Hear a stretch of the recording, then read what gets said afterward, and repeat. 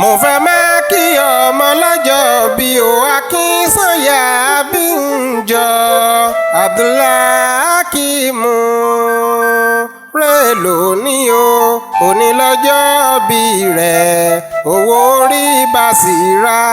ire owó ire ọmọ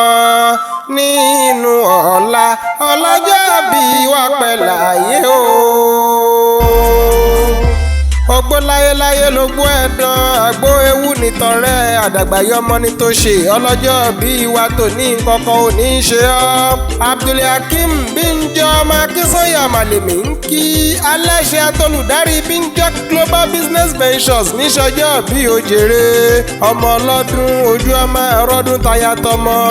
owó orí bàṣírà rèé o ní táwọnà láéláé bàbá Muizi ò ní ṣòwò ṣọ́ọ̀tì ẹ̀ ń wò gbogbo 19th of September ní ẹ̀yin ènìyàn wa ẹ bá mi kọ́lẹ̀ kẹ́dì í mú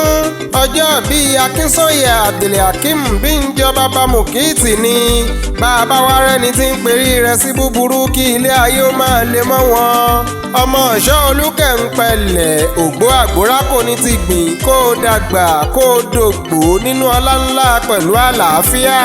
àwọn èèyàn ti ránṣẹ́ wá fún kíkí ọjọ́ ìbí rẹ̀ tòní o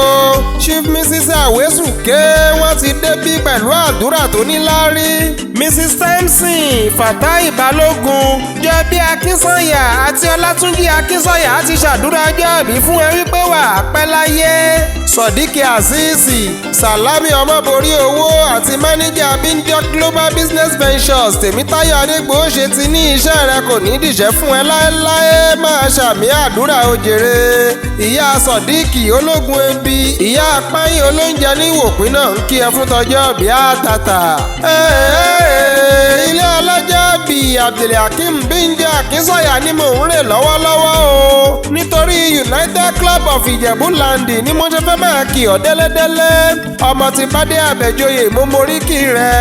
ọmọ ìlú kékeré ò ṣe é ṣoṣù kárù ọmọ ìlú ṣe ọjà owó ọmọ ìlú ṣe ọjà ọmọ ọmọkùn òṣèbíyà ìlú aráyàtà àrókò tó ẹyẹ gúgú ṣe bẹ́ẹ̀ ẹ̀ fò lọ ọmọ epo táhùn tọ́lọ́fọ̀ ẹ̀ta aṣu ẹ̀ta kókò ẹ̀ta ètè bèrè wọ̀n yẹnyẹn Binjo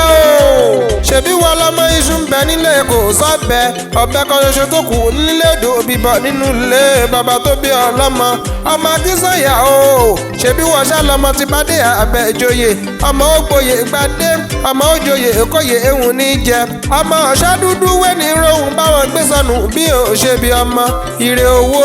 ire ọlá ire ìkú tí ṣe balẹ̀ ọ̀rọ̀ làwọn bá ọmọ gbé lẹ́yìn ọjọ́ bí rẹ̀ èyí promotion ni wàá gbà nídìí iṣẹ́ ọba o bí wọ́n bá wá bí yín wípé ta ló kọrin ewì sí yín létí ẹ bá mi máa sọ fún wọn wípé Ìdòwú iye ni Ìjẹ̀bú Waterside lèmi kúkú ti wá ọmọ Ìwòpín Àjídà gan lèmi